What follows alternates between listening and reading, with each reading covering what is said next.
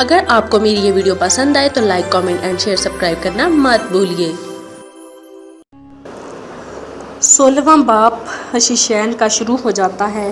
شیطان ریمند یعنی امیر طرابلس کا اس طرح خاتمہ ہو گیا۔ مسیحی شہ سواروں نے حشیشیوں کے گول پر جس نے ان کے آقا کو ہلاک کیا تھا حملہ کیا۔ اس حملے میں 2 نصرانی سوار اور کئی حشیشی مارے گئے، لیکن وہ فقیر یا درویش جو اس غول کا سرگنا تھا اور جس نے امیر پر سب سے پہلے خنجر چلایا تھا، کس طرح اس ہڑبم میں ایسا غائب ہوا کہ پھر کسی نے اسے نہ دیکھا۔ اب عیسائیوں نے شہر کے مسلمانوں کا قتل عام شروع کیا۔ وجہ یہ تھی کہ حشیشیوں کے جرائم سے لوگوں پر بے حد خوف طاری رہتا، اور خوف سے بڑھ کر کوئی چیز ظلم کی تلوار پر بڑھ کر بے گناہوں کا خون بہانے والی ہوتی۔ قاسم بھی مارا جاتا، لیکن ابن ریمند نے اپنے ملازموں کو حکم دے رکھا تھا کہ اس کی حفاظت کریں۔ اب نصرانی شہ سوار شہر میں داخل ہوئے۔ کچھ لوگ جو پیدل تھے ان کے کندھوں پر امیر کی لاش تھی۔ شہر کے بڑے گرجا پر آ کر یہ لوگ لاش کو گرجا میں لے گئے اور قربان گاہ کے سامنے رکھ دیا۔ قربان گاہ کے اوپر صلیب نصب تھی جس کی یہ نصرانی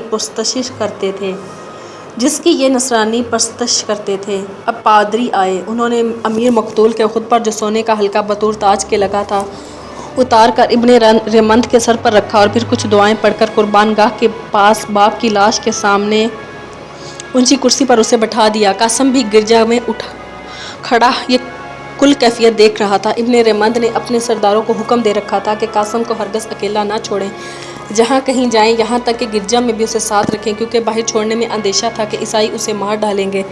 قاسم کے دل پر اس عبرتناک منظر کا، جس میں ظلمت و نور دونوں کا اجتماع تھا، بہت اثر ہوا۔ گرجا کے دریچے چھوٹے تھے اور روشنی جس قدر اندر آتی تھی وہ بہت کم تھی۔ دیواریں رنگی تصویروں سے سیاہ ہو رہی تھی، اور تصویریں اتنی بد رنگ ہو گئی تھی کہ وہ بھی دیوار ہی معلوم ہوتی تھی۔ بخور روشن تھے اور اس کا ایک دل بادل چھت کے نیچے چھایا ہوا تھا، اور اس بادل سے شمع دانوں کے شعلے نظر آتے تھے۔ دھندلی تصویروں پر کہیں کہیں سونا اور پادریوں کے مرصع صلیبوں اور لباس پر جواہرات چمکتے تھے۔ اب ایک نصرانی سردار آگے بڑھتا اور نوجوان امیر کے سامنے گھٹنے ٹیک کر اطاعت کی قسم کھاتا تھا، اور وہاں سے اٹھ کر اسی طرح امیر مقتول کی لاش کو تنظیم دے کر لاش پر ہاتھ رکھ کر قسم کھاتا کہ حشیشیوں اور ایسے لوگوں سے جو صلیب پر ایمان نہیں رکھتے تھے سخت انتقام لیا جائے گا۔ یہ رسم بڑی شان سے ادا ہوتی رہی۔ ہر ایک سردار لاش پر حلف انتقام لیتا تھا، اور پادری خدا کی تعریف میں گاتے تھے، لیکن خدا کے گھر سے باہر قتل عام بند نہیں کیا گیا۔ زخمی اور جان بلب مسلمانوں کی دردناک آہیں گرجا کے کھلے دروازے سے برابر آ رہی تھی۔ جب یہ رسم ختم ہوئی تو ابن ریمند پر سونے کا تاج رکھے ہوئے کرسی سے اٹھا اور گرجا کے لمبے کمرے میں سے بڑی شان سے گزر کر دروازے کے باہر روشنی میں سیڑھیوں پر کھڑا ہوا۔ نیچے ہزارہا نصرانی جمع تھے اور جا بجا مسلمانوں کی لاشیں بھی پڑی ہوئی تھیں۔ ابن ریمند کے پیچھے نصرانی سرداروں کی صف تھی۔ جس وقت اس نوجوان امیر نے سیڑھیوں کے چبوترے پر قدم رکھا، فوراً تمام خلقت نے یک زبان ہو کر اس کو امیر مقتول کا جانشین تسلیم کر لیا۔ مبارکباد کے نعرے ابھی بلند نہ ہوئے تھے کہ وقتاً لوگوں نے کچھ ہلچل سی پڑی، اور ایک نصرانی بھیڑ میں سے بمشکل راستہ کرتا ہوا سامنے آیا۔ اس کے چہرے پر خوف تھا۔ آتے ہی امیر کے قدموں پہ گر پڑا اور رو کر کہا، اے امیر، اس وقت ایک سخت سانحہ گزرا ہے۔ جس وقت ملکہ زریں قدیم اور امیر کی بیوی کومس ریمند سے رخصت ہو کر درختوں کے جھنڈ سے جو سڑک کے کنارے تھا آگے بڑھی، تو چند خون خوار وحشی جو درختوں کی آڑ میں پہلے سے بیٹھے تھے دفعتاً باہر نکلے، اور جو مستورات ملکہ کے جلوس میں پیچھے پیچھے آ رہی تھی ان پر حملہ کیا اور تھور فریدہ کو اٹھا کر لے بھاگے۔ مسئلہ نصرانی نے یہ قصہ ہی ختم کیا تھا۔ یکا یک زور زور سے رونے کی آواز آئی، اور وہی پالگی جس کے ساتھ شروع میں تھور فریدہ گھوڑے پر سوار تھی سامنے لا کر رکھ دی گئی، اور اس میں ایک سفید سرپرانہ سال ضعیفہ نکلی جو سینہ پیٹ پیٹ کر رو رہی تھی، اور سینہ پیٹ پیٹ کر برابر یہی کہے جاتی تھی، ہائے میری بچی، ہائے میری بچی، وہ ظالم اسے لے گئے، اب وہ کاہے کو چھوٹے گی، ہائے میری بچی، ہائے میری بچی۔ ابن ریمند جو اب تک شاہانہ پندار اور دبدبے سے گرجا کے دروازے پر کھڑا رعایا کی مبارکباد قبول کر رہا تھا، یہ خبر سنتے ہی زرد پڑ گیا اور سر سے پاؤں تک کانپنے لگا۔ فوراً سوار ہو کر اس ضعیفہ کو ساتھ لیے قصر میں آیا۔ قاسم اور مسئلہ نصرانی جو خبر لایا تھا ساتھ آئے۔ یہاں جلدی سے سب نے مشورہ کیا کہ کیا کرنا چاہیے۔ قاسم نے کہا کہ اس میں تو کسی طرح شک ہی نہیں کہ یہ کام حشیشیوں کا ہے۔ جس ہاتھ نے امیر ریمند پر خنجر چلایا تھا اسی نے یہ جرم بھی کیا ہے، اپنے آدمیوں کے ذریعے سے تھور فریدہ کو غائب کرا دیا۔ قاسم نے ابن ریمند سے کہا کہ اب سوائے اس کے کوئی چارہ نہیں کہ کل الموت کی سمت صحرا کے رستے ان لوگوں کے تعاقب کیا جائے، اور جو لوگ تعاقب کے لیے نکلے ان کے لیے ضروری ہے کہ تعداد میں کم ہوں، کیونکہ رستے میں صحرا ایسا آئے گا جہاں پانی بہت کم ملے گا اور جتنا ملے گا صرف چند آدمیوں اور جانوروں کے لیے کافی ہو سکے گا۔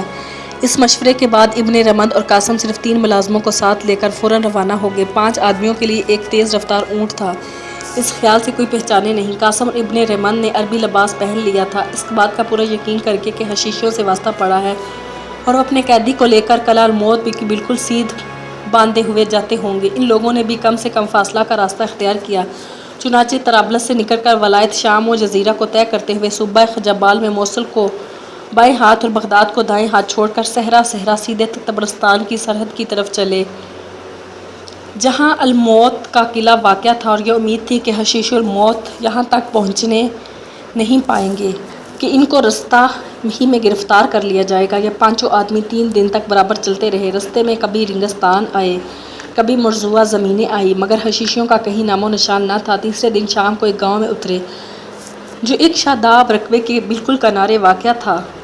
اس سے آگے مشرق کی طرف میلوں تک ریگستان ہی ریگستان تھا۔ گاؤں والوں نے ان مسافروں سے کہا، اس رستے میں چند روز تک تم کو سخت صعوبتیں اٹھانی پڑیں گی، کیونکہ کنویں بہت کم ملیں گے اور جو ملیں گے ان میں پانی کافی نہ ہوگا۔ اس راستے شاذ و نادر ہی کوئی مسافر جاتا ہے۔ بعض جگہ زمین کی یہ کیفیت ہے کہ اس پر رستہ کا نشان تک نظر نہیں آتا۔ قاسم اور ابن رمند اونٹوں سے اتر کر گاؤں کے بڑے بوڑھوں میں جا بیٹھے۔ یہ لوگ گاؤں کے کنووں کے پاس درختوں کے نیچے بیٹھے تھے۔ درخت پھلوں کے تھے اور ان میں پانی دینے کے لیے کنویں پر لاد چل رہی تھی۔ جس وقت یہ بڑے بوڑھے راستے کے خطرے بیان کر رہے تھے تو سب کی نگاہیں ریگستان پر تھیں۔ جس وقت یہ بڑے بوڑھے اور جو سامنے حد نظر تک پھیلا ہوا تھا اور ختم بھی وہاں ہوتا تھا جہاں آسمان کے کنارے زمین سے مل گئے تھے، اور ایک ہلکی سی تحریر شام کی سرخ روشنی کی ان کناروں کے گرد دوڑی ہوئی تھی، کیونکہ مغرب میں قرۂ آفتاب افق کے نیچے غائب ہونے کو تھا۔ باتوں باتوں میں بہت بے اعتنائی کے ساتھ قاسم نے پوچھا کہ آج کل میں بھی کوئی مسافر مشرق کی طرف اس رستہ گیا ہے؟ گاؤں کے ایک بڑے بوڑھے نے کہا، ایک مدت سے تو کسی کو اس رستے جاتے نہیں دیکھا، مگر کل رات کا ذکر ہے کہ 4 اونٹ یہاں آئے، بالکل تھکے ہارے، پیاس سے برا حال۔ 4 آدمی ان پر سوار تھے، مگر جو شخص قافلہ سالار تھا وہ عجیب چیز تھا، صورت فقیروں کی اور مزاج بادشاہوں کا رکھتا تھا۔ آتے ہی حکم دیا کہ کھانا تیار کیا جائے اور سفر کے لیے تو جانوروں کے واسطے دانہ بھر دیا جائے۔ اس خونخوار نظر اور سخت آواز سے ہم ایسا ڈرے کہ جو کچھ اس نے مانگا حاضر کر دیا۔ اس پر کہنے لگا، اچھا ہم ان چیزوں کے دام کل دے دیں گے، لیکن ابھی رات بہت باقی تھی کہ ہم نے اونٹوں کو گھنٹیوں کی آواز پہلے تیز سنی اور پھر وہ ہلکی ہوتے ہوتے بالکل نہ سنائی دی۔ ہم سمجھ گئے کہ رات والے مسافر چلتے بنے۔ داموں کا غم ہمیں بالکل نہ ہوا، ان کے جانے کو غنیمت جانا، کیونکہ اس درویش کی صورت اور اس آنکھوں سے ہمیں خوف معلوم ہوتا تھا۔ قاسم یہ قصہ سن کر ایسا بےتاب ہوا کہ اپنی حالت کو چھپا نہ سکا اور گھبرا کے پوچھا کہ درویش کے ساتھ اور کون تھا؟ گاؤں کے اسی بوڑھے نے کہا، ایک تو نوکر معلوم ہوتا تھا اور 2 عورتیں تھیں جو منہ پر نقاب ڈال لیتی۔ ہم سمجھے کہ اس درویش کی بیویاں ہوں گی، مگر پھر خیال ہوا کہ اگر حقیقت میں وہ درویش ہے تو درویش کو بیویوں سے کیا کام؟ کسی نے کہا کہ حسینوں کی زلفیں ہوش مندوں کے حق میں زنجیر پا اور عاقلوں کے حق میں دام بلا ہوا کرتی ہیں۔ جو لوگ درویشی اختیار کرتے ہیں وہ ان زنجیروں کو توڑ کر رضا الہی اور توکل کا جامہ پہن لیتے ہیں۔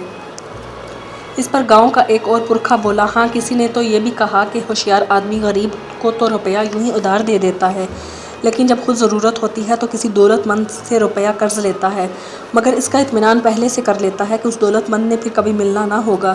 مگر اس درویش نے معاملہ برعکس کر دیا، یعنی ہم غریب تھے، چاہیے تھا کہ ہمیں کچھ قرض دے جاتا، مگر وہ اس بات کا اطمینان کر کے ہمیں پھر سے نہ ملنا ہوگا، الٹا ہم سے قرض لے کر بھاگا۔ قاسم جلدی سے اٹھا اور جو چیزیں ان کے گاؤں والوں سے مول لی تھی ان کے دام فوراً ادا کر دیے۔ نوکروں نے مشکیزوں میں پانی بھر لیا اور اب یہ 5 مسافر رات شروع ہوتے ہی اونٹوں پر سوار ہو کر ریگستان میں سفر کرنے لگے۔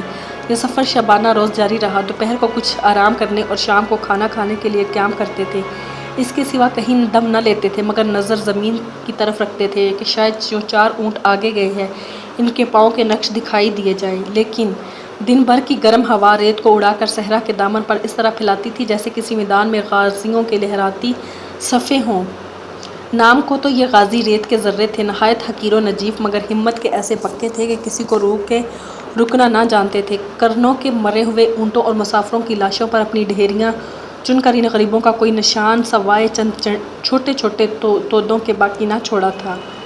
آخر کار قاسم اور اس کے ہمراہی اس لک و دک صحرا کو طے کر کے ایک بار پھر ایسے ملک میں آ گئے جہاں پانی اور انسان کے ہاتھ کی بنائی ہوئی چیزیں نظر آتی تھیں، لیکن 3 اونٹ بالکل بیکار ہو چکے تھے اور نوکروں کا یہ حال تھا کہ سفر کی تکلیفوں سے روئے دیتے تھے۔ قاسم اور ابن ریمن نے اس خوف سے کہ آئندہ یہ لوگ تاخیر کا موجب ہوں گے ان کو ایسے گاؤں میں چھوڑ دیا جہاں پانی بکثرت تھا اور آدمی بھی مہربان اور متواضع تھے۔ یہاں آ کر سنا کہ 4 اونٹ جن میں ایک پر ایک درویش اور ایک پر اس کا ملازم اور 2 پر 2 عورتیں سوار تھیں 12 گھنٹے پہلے اس گاؤں سے روانہ ہو چکے ہیں۔ قاسم کو اس خبر سے یہ امید بندھی کہ اب بڑھ کر ان کو رستے میں ہی پکڑ لیا جائے گا، لیکن راہ میں اب ریگستان نہ تھا، اب بعض زمینیں اور کھیتیاں تھیں اور یہ بھی دریافت ہوا تھا کہ درویش نے 4 تازہ دم اونٹ لے کر سفر شروع کیا ہے۔ اسی وجہ سے اس میں اور قاسم میں فاصلہ اور زیادہ ہوتا جاتا تھا۔ اب دونوں جوان مسافروں کو فرات اور دجلے کے مشہور دریا عبور کرنے پڑے۔ قاسم جس وقت دجلہ کے کنارے پہنچا تو باپ اور بہن کے حق میں دعا کی اور دریا کو بھی دعائیں دے کر کہا کہ جدھر توبہ کرتا جاتا ہے ادھر ہی بغداد میں تیرے کنارے ایک محل اور باغ آئے گا۔ جب وہاں پہنچے تو پہلے میرے باپ کو اور پھر میری بہن کو میرا سلام کہنا اور پھر میری دعائیں اور بہن کو خجستہ کو چوگان میں ترقی کی مبارکباد پہنچا دینا۔ مگر دل یہی کہتا تھا خدا جانے ان پیاروں کی صورت پھر دیکھنی نصیب بھی ہوگی یا نہیں۔ جب اس شاداب ملک کو طے کر چکے تو نیچی نیچی پہاڑوں کا ایک سلسلہ ملا۔ اس پہاڑ پر چڑھ کر صحرا کی طرف